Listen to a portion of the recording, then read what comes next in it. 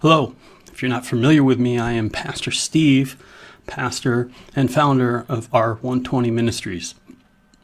Last week, I talked about what fills your cup, your heart, and how what fills our heart spills over, especially in times of trouble.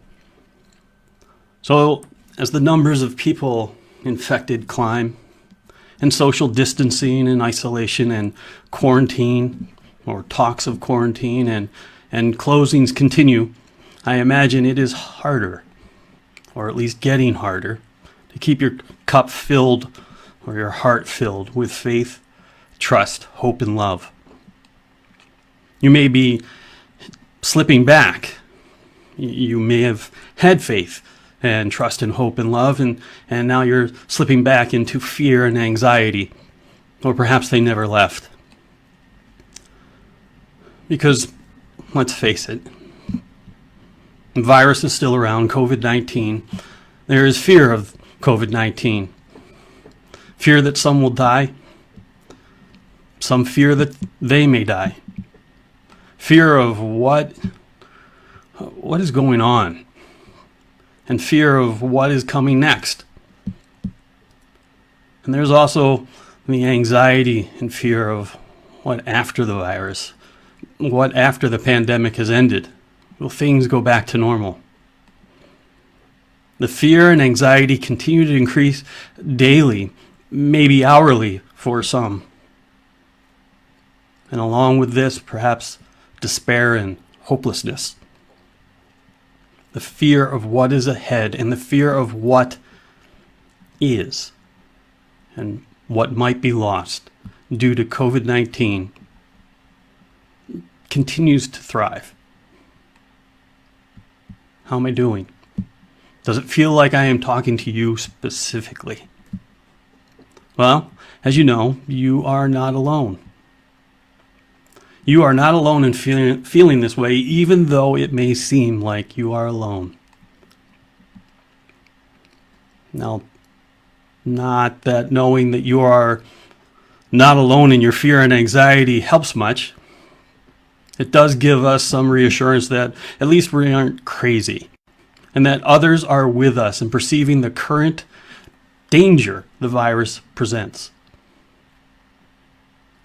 Now, for me personally, the problem that I have as a Christian is that in these times when I struggle with fear or anxiety, I feel like I am the worst Christian ever. Especially when I am looked to as a spiritual leader, a spiritual advisor, and preach messages like this to others. Does it bother you like it bothers me? Does it bother you as a Christian when you feel this way? Especially when there are Christians in the world who, well, they seem to have no fear, no anxiety, especially towards this virus. Well, again, you're not alone. I know it doesn't help much. It helps some, but not enough, right? Please stick with me, and hopefully we can find some relief together. I think the biggest problem is that fear and anxiety, well, they block our view of God. Fear and anxiety block our view of who God is and what He can do. And once our view of God is blocked, well, all sorts of bad emotions and things can easily creep into our hearts. Allowing fear and anxiety to block our view of God, that is what we need to overcome. Not necessarily fear and anxiety itself, just the view that it blocks. For once we can see God, then and only then will fear and anxiety start to fade. This is not just based on what I think. It is based on the lives of some of the greatest Christians in history who allowed their fear and anxiety to block their view of who God is and what He can do. Some of you know the Bible and may be thinking, well, I'm going to be heading off to where the disciples were in the boat in the storm and they were afraid it was going to sink. And Jesus came walking out on the water. Or perhaps it was the other time they were in the boat in a storm, afraid they were going to sink, and Jesus was sleeping in the boat with them. Both are used a lot when talking about fear and anxiety and keeping your focus on God. Both are helpful in making my point, yet one could say, and I could say, and I am, that these events occurred early in the relationship with Jesus. The disciples, they hadn't spent a lot of time yet with Jesus when these incidents of the boats and the storm and the fear occurred. They didn't fully understand who he was. So of course they might let fear and anxiety block their view of him. But there is another great example in the Bible. This happens after spending about 3 years of every day of their lives with Jesus. 3 years listening to his teachings. 3 years of seeing his miracles. Eating with him, walking with him, talking with him, getting to know who he was. Living with God on earth for 3 years. That is 1,095 days, or just over 156 weeks. The point is, it's a long time. I mean, I've been in isolation for just 1 week, and I said to Laura, wow, 2 weeks in isolation, and I think I'm holding up pretty good. And she looked at me and said, babe, now she's the only one who can call me that because she's my wife. She said, babe, it has not even been a full week. Yeah, I just kind of sighed after that. But back to my point. If a week can seem like 2 weeks, 156 weeks, that's a long time that the disciples spent with Jesus. And they heard everything and saw everything that they recorded in the New Testament. And after all of this time with him, when it came down to it, they allowed their fear and anxiety to block their view of God. God, who was standing there in front of them, next to them, speaking to them and others. Not only had it been 3 years, they had just finished Passover supper with Jesus. I'm not going to read everything that is recorded that Jesus says to his disciples during the supper and before his time in the garden when he went to pray. I just want to hit some of the highlights. I do recommend that, especially in this time with this virus and this fear and anxiety, that you read some of it. Maybe all of it. Most of what Jesus said is recorded in the Gospel of John. Jesus said there would be hard times. Jesus said that in our faith as Christians, we should expect hard times. We should expect trials. He said the same thing to his disciples, and he even told them that he was leaving.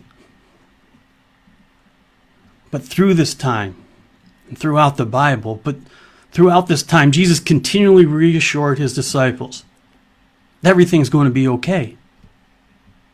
There will be hard times, but you will get through it. There will be persecution. You will get through it.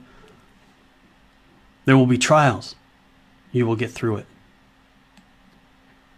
And just one verse taken out of his conversation with the disciples, it's in John 14, and it's verse 1.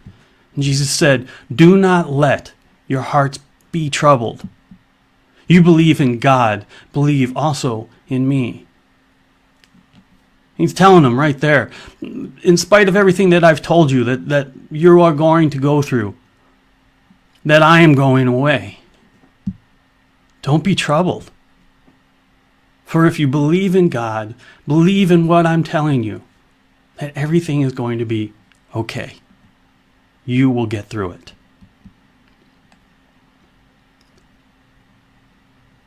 If you read John and the other gospel accounts, Jesus tells them, yes, I am leaving, but you're going to be okay. I will come back. You will be okay. I am going to send the Holy Spirit to you to help you, and you will be okay. He is repeatedly reassuring them.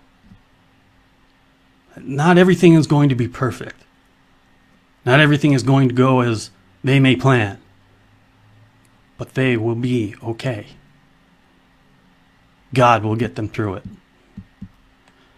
Jesus even tells them that they have seen God. In John 14:6-9, Jesus was asked, well, have we seen God? And Jesus answers, I am the way, the truth, and the life. No one comes to the Father except through me. If you really know me, you will know my Father as well. From now on, you do know him, and you have seen him. Philip said, Lord, show us the Father, and that will be enough for us.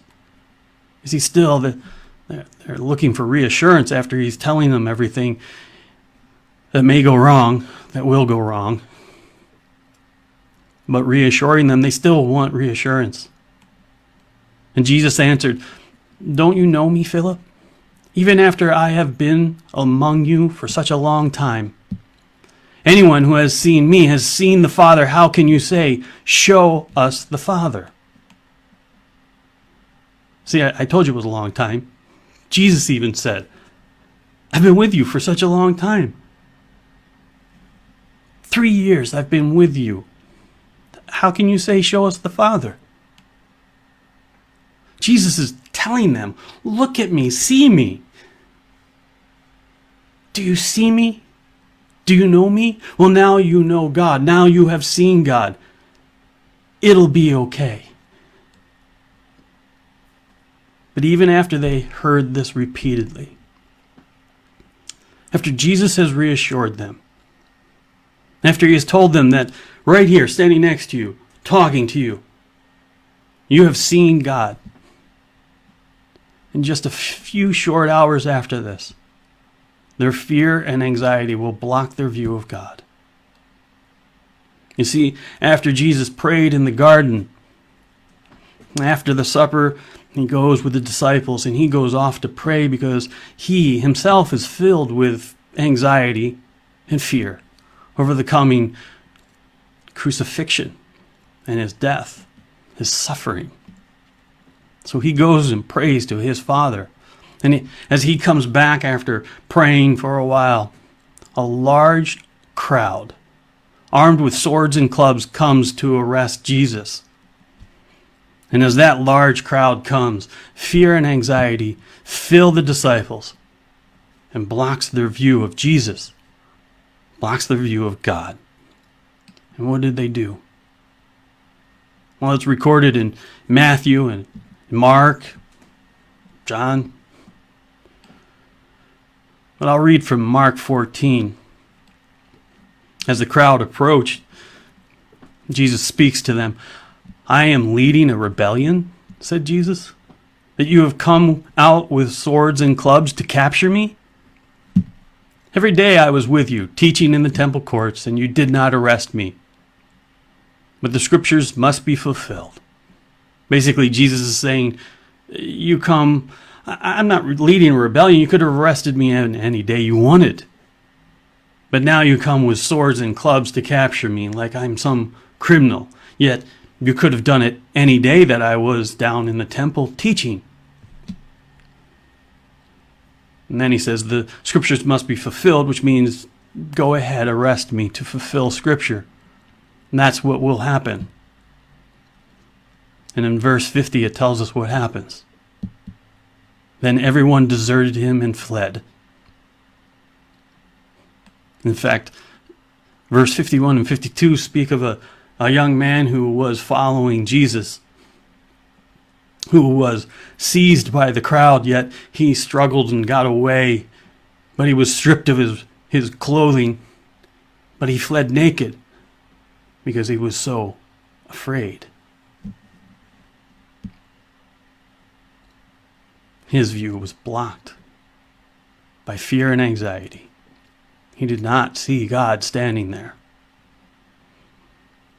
They did not see God standing there. Jesus, God incarnate, God in the flesh, is standing there with the disciples, and all they could see, due to their fear and anxiety, was a crowd, not God. Fear that the crowd would turn on them. Anxiety that all might be lost. Anxiety of not knowing what to do because of this. This was not part of the plan, what was going on. Their view of God was blocked by their fear and anxiety. Now trust me, I'm not criticizing them. Angry mob with swords and clubs. Frightful. We're not talking a small mob. It says it was a large crowd. They were sent by the religious authorities to arrest Jesus. They were they were afraid that they could be imprisoned, put on trial. Probably worse than just imprisonment. Maybe torture. So fear of pain. They had fear of what was lost. Their teacher was being arrested. Their friend was being arrested. Fear of what not only was lost, but might be lost. Would they continue, their teacher be let go, or would he be imprisoned? What was going to happen next? Does all this sound familiar with what is happening now? The fear of what might be, the fear of what might be lost, the fear of what might come next. It just shows that even living with God, living with Jesus, God incarnate, for 3 years, and personally seeing all the evidence and listening to everything he taught, fear and anxiety can blind and block the view of God. In fact, it blocked their view of God so much that they stayed hidden for 3 days after Christ was crucified.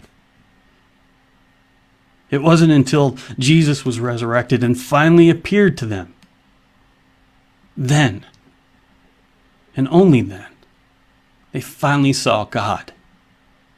Their fear and anxiety faded away because they saw God. And they began to spread the news of Jesus Christ and his resurrection,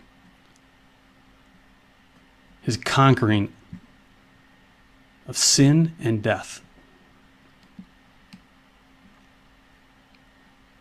So back to us, back to this troubled time we face, this pandemic. Is your fear and your anxiety blocking your view of God? Is there so much fear and anxiety that you can't see God? So you are fleeing. Fleeing into hopelessness, fleeing into despair, maybe even fleeing from God, questioning why he is letting this pandemic happen.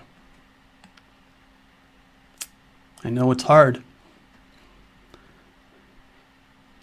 It is hard not to, because you don't have Jesus standing next to you, do you? He's not there in person. You cannot see him or touch him.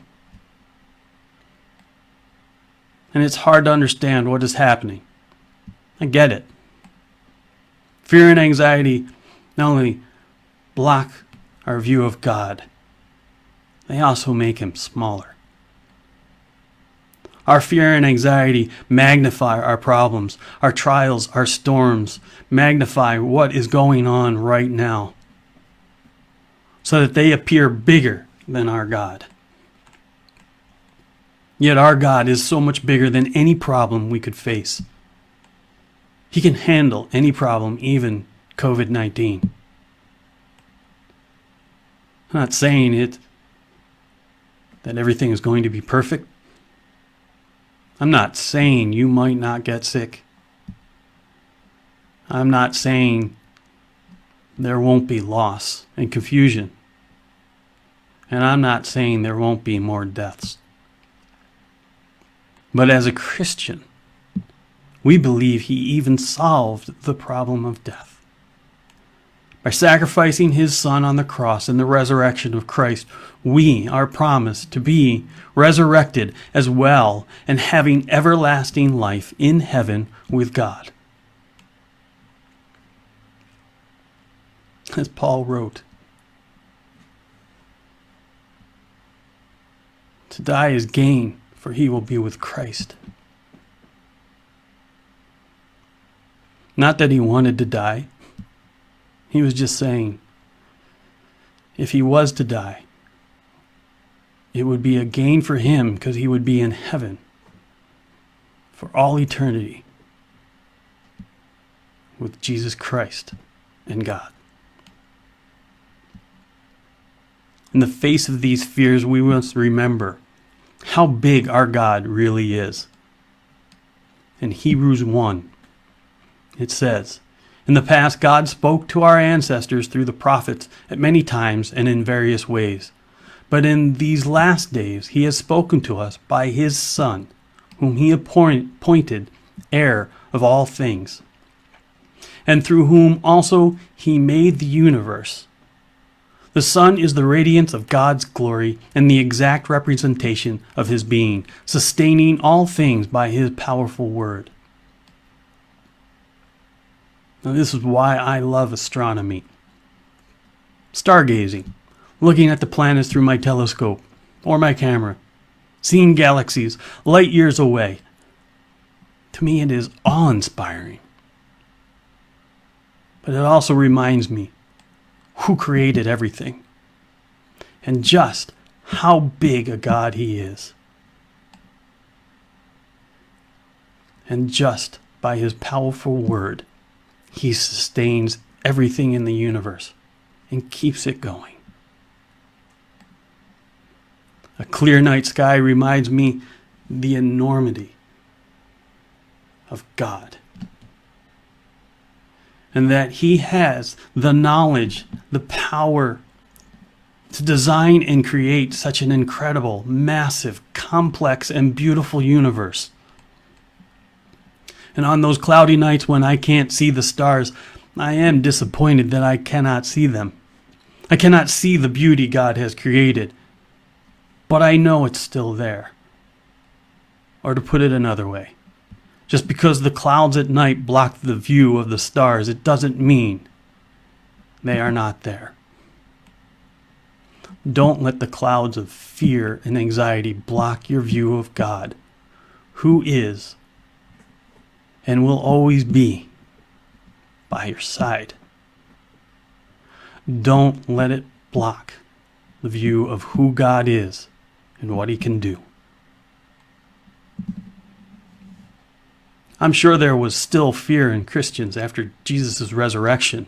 Fear of persecution, fear of imprisonment, fear of torture, fear of being put to death. And yet they did not let that fear cloud their view of God, cloud their view of what they knew to be true. That God is bigger than anything this world can throw at us. Jesus said that. Creation proves it. And Christ died for it and rose from the dead to prove it. So what will it take for you to start seeing God through the cloud of fear and anxiety? Seriously, what will help you see God starting today? Is it the thought of Easter coming? And even though we may not celebrate in church together, it is Easter. It is the reminder of Christ's death and resurrection, the forgiveness of our sins, the conquering of death and life everlasting. Will that help you see God? Is it a clear night sky? Is it the fact that you have friends who, while you may not touch them or be in close contact with them, you still can keep in contact with them by text, phone, and email, or Facebook? Some way to stay in touch because of the love you have for each other. Love that God created and placed in each of us. Is it reading the Bible? Is it praying? Truly taking the time in a quiet space to pray and talk to God